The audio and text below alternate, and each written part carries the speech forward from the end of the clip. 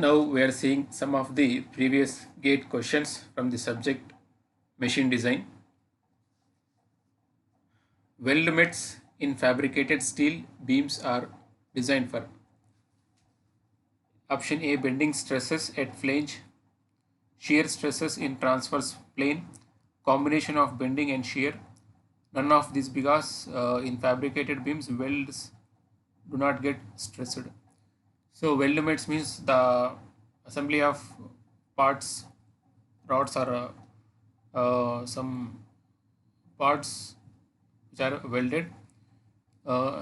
Here is asking the steel beams in the weld limits means the weld limits are made up of steel beams. So in that case, the weld limits are subjected to what kind of loads is asking. So when you apply load on weld limits, the weld limits are subjected to combination of bending and shear. So here the option C is right option. And next, if you see the next question, if the ratio of diameter of rivet hole to the pitch of rivets is 0.25, then the tearing efficiency of the joint is, and here some of the options are given, and here the correct option is option B, 0.75. See here the tearing efficiency of riveted joints per pitch length is given by P minus D by P, where P is pitch of rivets.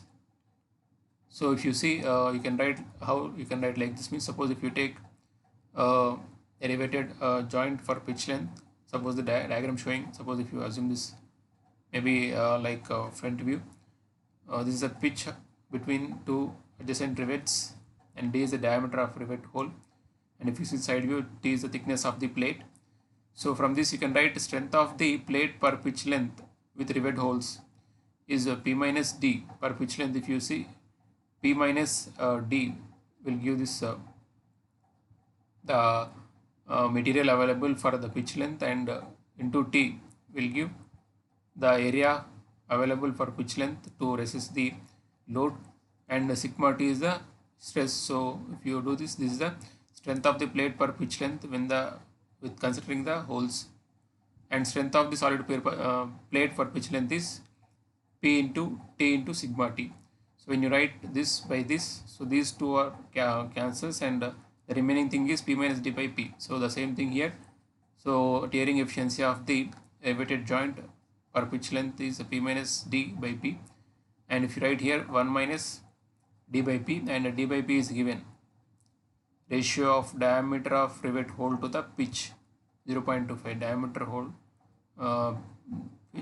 diameter of rivet hole to the pitch is D by P, it is given 0.25. so when you do this, so 1 minus 0.25, it is 0.75. so option B is the right option for this question. And if you see the next question, the bolts in a rigid flanged coupling connecting two shafts transmitting power are subjected to option A shear force and bending moment, option B axial force, option C torsion, and option D bending, torsion and bending moment. See the in a flanged coupling, the bolts used are subjected to shear force and bending moment. So why? Because when two flanges are used to connect shafts with bolts, so one flange will apply shear force on the rivets of the other part of the flange. So in that moment it is applying shear force, and also when these are trying to rotate, because of the small gap present in between this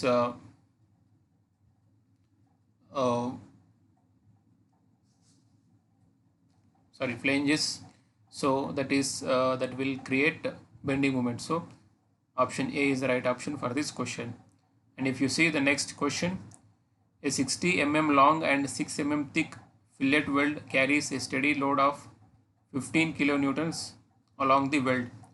The shear strength of weld material is equal to 200 megapascal.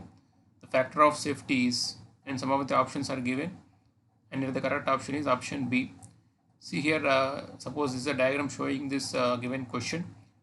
like 60 mm and 6 mm thick fillet weld, so which is carrying a load of 15 kilonewtons along the weld, and the shear strength of the weld material is given. So in this case, suppose if you take like this, a plate is welded with a fillet weld to another plate, something like that, and it is carrying a load along the length of the weld, and length of the weld is given 60 mm, and size of the weld is given 6 mm. So size of the weld is nothing but thickness of the plate for the fillet weld, if you see. So and here because of this load, the weld will fail in shear, and if you take the shear strength of this weld material, that is given by T into L into tau by Fs, where tau is the maximum shear stress for the weld material and Fs is the factor of safety, and here T is nothing but critical thickness of the fillet weld section. So that is nothing but throat thickness, you will say, where you will observe the failure. So along which plane you will observe the failure, that is a critical section or throat section, or throat or T is throat thickness. So when you take T into L is the length of the weld, and tau by Fs, you will get the shear strength of this weld section, and this throat is given by 0.70 times of 707 times of S into L into tau by Fs, and P is given load value 15 kilonewtons, or 15 into 10 to the power of 3, and S is nothing but size of the weld. Size of the weld is nothing but thickness, that is 6 mm given. So that is in the place of S you can write 6, and length of the weld is given 60, and tau is given shear stress. The weld material is 200 megapascals, and Fs we have to find out. So when you simplify this, we are getting Fs as 3.39, and the nearest option is option B, 3.4. And if you see the next question, a bolted joint is shown in the figure below. So it is the maximum shear stress in megapascal in bolts A and B respectively.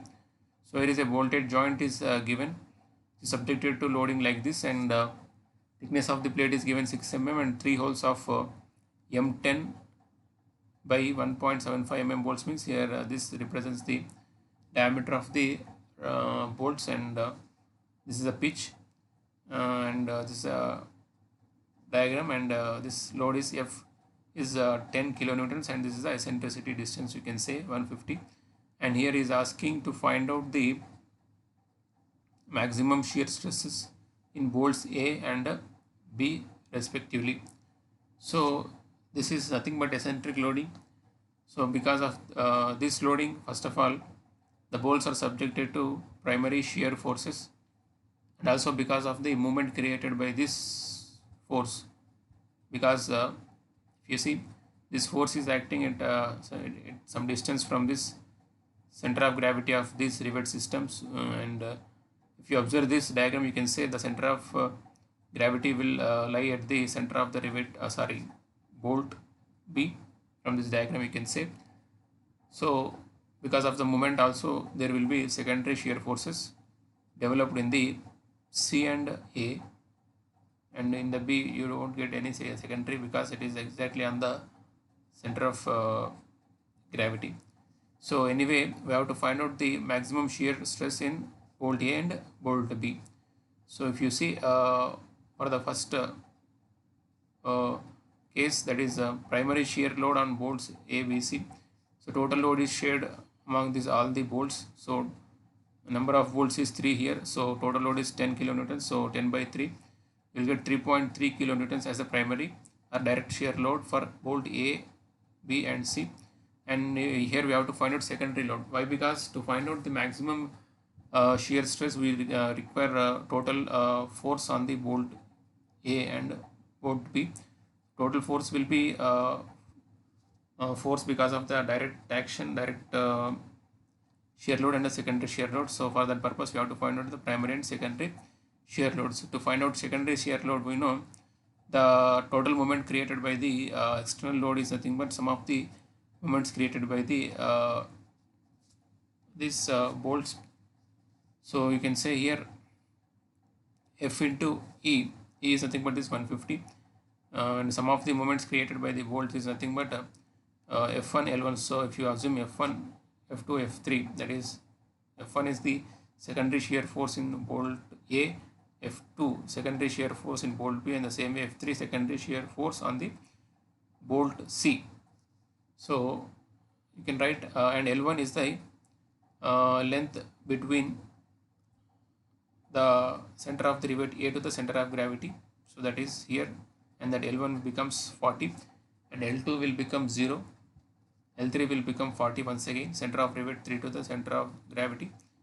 So L2 is 0. Why means center of the rivet B is there exactly on the center of gravity. So L2 will be 0.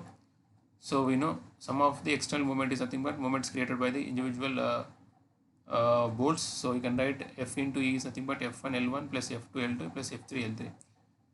So from that you can write and here you can say the forces F1, F2, F3 secondary forces are proportional to the length between these line joining the center of gravity to the center of the bolts. So you can write F1 is proportional to L1, F2 is proportional to L2, F3 is proportional to L3. So you can write once again as F1 by L1 is equals to F2 by L2 is equals to F2, F3 by L3. So suppose if you consider 1 and 2 here, these two steps, right, F2 is F1 into L2 by L1. The same way if you consider first and 3, F3 is equals to F1 into L3 by L1. So friends, if you require more clarity on this eccentric loading and how can you find out or how can you solve for primary and secondary shear loads, please refer my previous video on eccentrically loaded riveted joints. So here anyway you can write like this in the next step. If you take F1 by L1 common, so you will get L1 square here, the same way L2 square here and L3 square here from these and this step, and just we require F1 the secondary shear force and on bolt A. So F is given 10 kilonewtons here, so and E is 150 mm here. You have to assume this is mm given. So and you see next L1 is 40 given here, 40 L1 and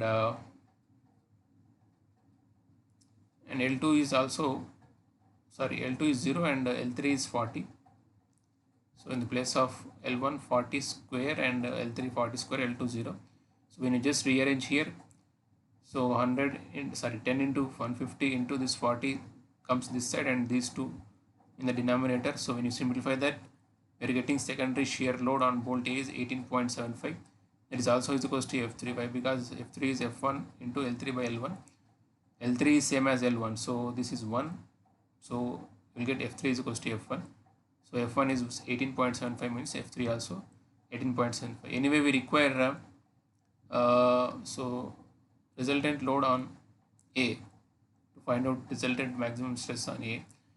So the resultant load will be 3.33 square plus 18.75 square. Why? Because these two, the primary shear load and the secondary shear load. So you know the secondary shear load which is created by the external movement because of the external movement will be the perpendicular to the line joining between the center of rivet to the center of gravity. So the secondary shear load is perpendicular to this line and the primary shear load will act downwards.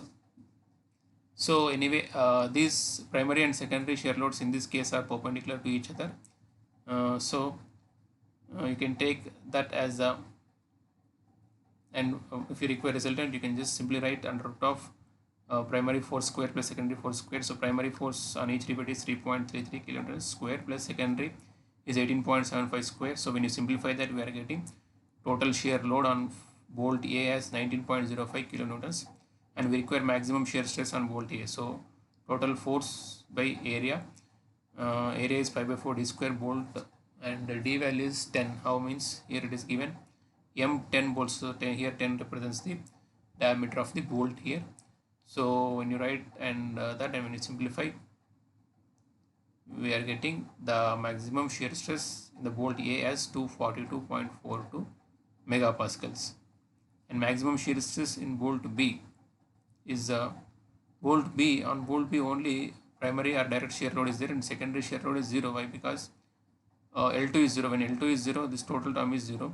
So F2 will be 0. F2 is secondary shear load on the bolt B. So only primary shear load will be there on bolt B.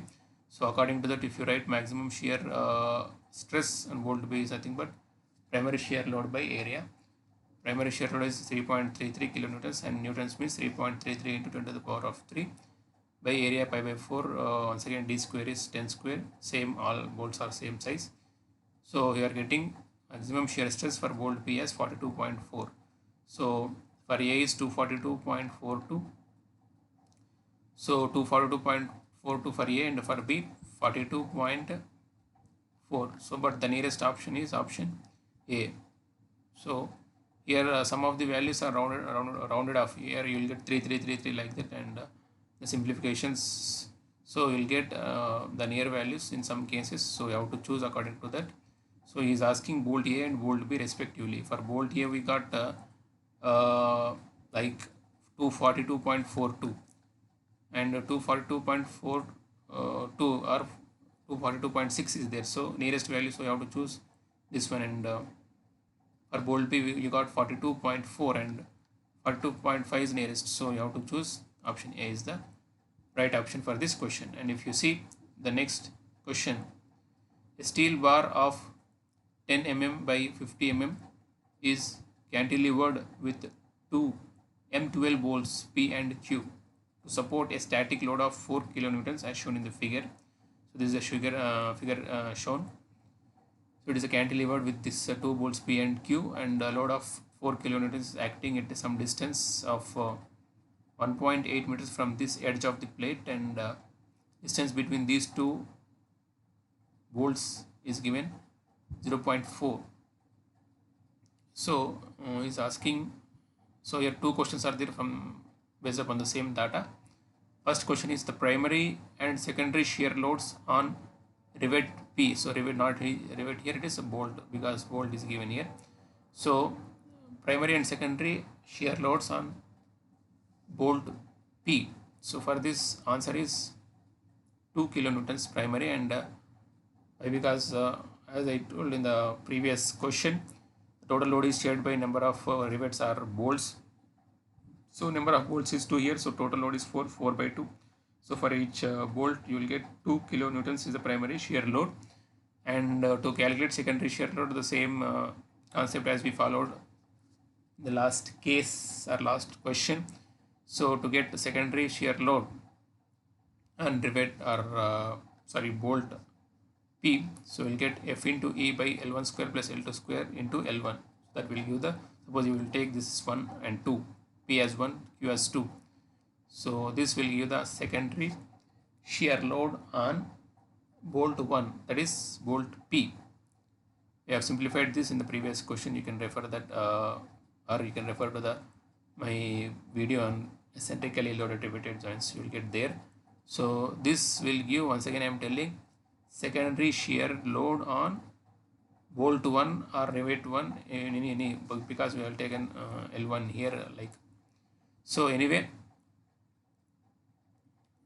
here the secondary load according to this formula, if you see, F is 4 kilonewtons here 4, and E is eccentricity, nothing but distance between point of application of external load to the center of gravity of the rivets or bolt system. So here bolts are there apart of 0.4 and center of gravity will lie at the center of these two.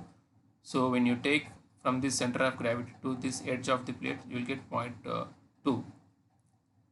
Sorry, here this 1.8 is up to center of the rivet Q. So this if you take center of gravity at the center of these two, so that will be 0.2 and 0.2 here. So E will become 1.8 plus 0.2, that is 2 meters. So E value in the place of E will get 2, and L1 will be the distance from the center of gravity to the center of the first rivet, that is P. So when you take, that is half of 0.2 is L1 and also 0.2 is for L2 also. And so L1 for L1 it is 0.2 and L1 square means 0.2 square plus L2 0.2 square. So when you simplify that, we are getting secondary shear load as 20 kilonewtons. So primary is 2 and secondary is 20 for bolt P. So 2 and 20. So option A is the right option for this first question. And if you see the second question, the resultant shear stress on rivet P is closest to. So it's asking resultant shear stress on bolt P. So resultant shear stress means, as we discussed in the previous case, we have to find out the resultant force on bolt P. So how you get resultant force on bolt P means, there are two forces, shear forces, that is primary shear force and secondary shear force. Primary shear force will act because of the direct effect, and secondary shear force will develop because of the moment action created by this external load. So to find out, we have find out the anyway secondary shear load also. So resultant load will be 20 minus 2. Why? Because primary and secondary shear loads are opposite to each other. If you just observe here, so you can write 20 minus 2 here. So that is the resultant load on bolt P, 18 kilonewtons, and area of bolt is pi by 4 d square, and d here nothing but 12. So M12 means 12 indicates the diameter of the bolt. So you can write in the place of d 12 and d square means 12 square. So when you simplify this, we are getting the resultant shear stress as 159.15 megapascals. So 159 is the nearest option. So option B is the right option for the second question. And if you see the next question, a bracket is shown in the figure is rigidly mounted on wall by using 4 rivets like this. The bracket by 4 rivets it is mounted. Each rivet is of 6 mm in diameter and has effective length of 12 mm, and load of 1000 newtons is acting here, like in this on the L-shaped plate, and one more plate is riveted with the 4 rivets. So here is asking the question, direct shear stress in megapascals in the most heavily loaded rivet is. So he is asking direct shear stress value in most heavily loaded rivet. So when you observe this, direct shear stress will be same. Why? Because direct shear load will be same on each rivet. It may be heavily loaded or not. So if you take any rivet, direct shear load will be same. So that direct shear load on each rivet will be total load, that is 1000 by number of rivets. So 1000 by 4, you get 250 newtons. So that is the direct shear load on each rivet. And if you calculate direct shear stress, that is load by area, load is 250 and area is pi by 4 d square, and d is the diameter of the rivet, that is 6 mm. So pi by 4 6 square. So when you simplify that, we are getting the direct shear stress as 8.84 megapascals. So 8.84 means the nearest option is 8.8. Option B is the right option. And if you see the next question, a single riveted lap joint of two similar plates as shown in the figure below has the following geometrical and material details. So the single riveted lap joint with 3 rivets, and W is the width of the plate and T is the thickness of the plates. So width of the plate is given 200 mm and thickness of the plate T is 5 mm, and number of rivets 3 from the diagram you can say, and diameter of the rivet hole is 10 mm, and the diameter of the rivet is 10 mm and rivet hole is 11 mm. Allowable tensile strength for the plate sigma P, it is sigma P is 200 megapascals, and allowable shear stress sigma S is 100 megapascals, and allowable bearing stress for the rivet sigma C is 150 megapascals. So this is the given data, and here is asking two questions on the same data. So question number 1 is, if the rivets are to be designed to avoid crushing failure, the maximum permissible load in kilonewton. Some of the options are given, and if you see here, when the rivets are subjected to crushing, so like suppose rivet plate is there, and here this rivet will be placed. So T is the thickness of plate means, so up to the thickness the plate and rivet will be in contact, and when the load is acted upon, so the uh, contact area will be on the rivet will be gets crushed, so that area will be dr into t. If you see, so when you project that, it's a dr and into t will be the area which is crushed.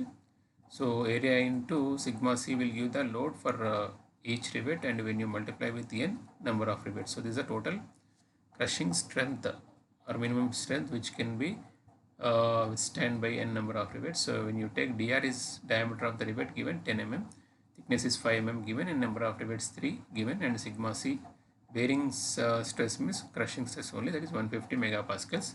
So when you substitute and simplify, we are getting the allowable or permissible load for bearing is 22.5 kilonewtons. So option C is the right option for this question. And if you see the next question for the same data, if the plates are to be designed to avoid tearing failure, the maximum permissible load is.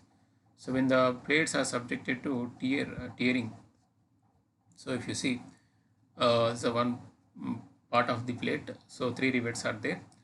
So the tearing area which resists the tearing force or load will be, if you take W is the width of the plate, so W minus 3 times of DH. So 3 rivets are means you'll get 3 holes here, and DH is the diameter of the rivet hole. So 3 such rivets are there means you have to remove 3 into DH. So W minus 3 into DH will give the area which that length portion which is resisting the tearing, and when you multiply with T, you will get the area which is resisting the tearing load, and when you multiply with sigma P, you will get the tearing strength. So width is given 200, and BH is given 11, thickness is 5, and sigma P tearing strength are simply the strength, tensile strength. So because of tensile force only tearing will happen, so that is 200 megapascals. So when you substitute and simplify that, we are getting the tearing strength as 167 kilonewtons. So option C is the right option for this question. So for more videos, please subscribe and activate bell symbol, and also please share my videos with your friends. Thanks for watching.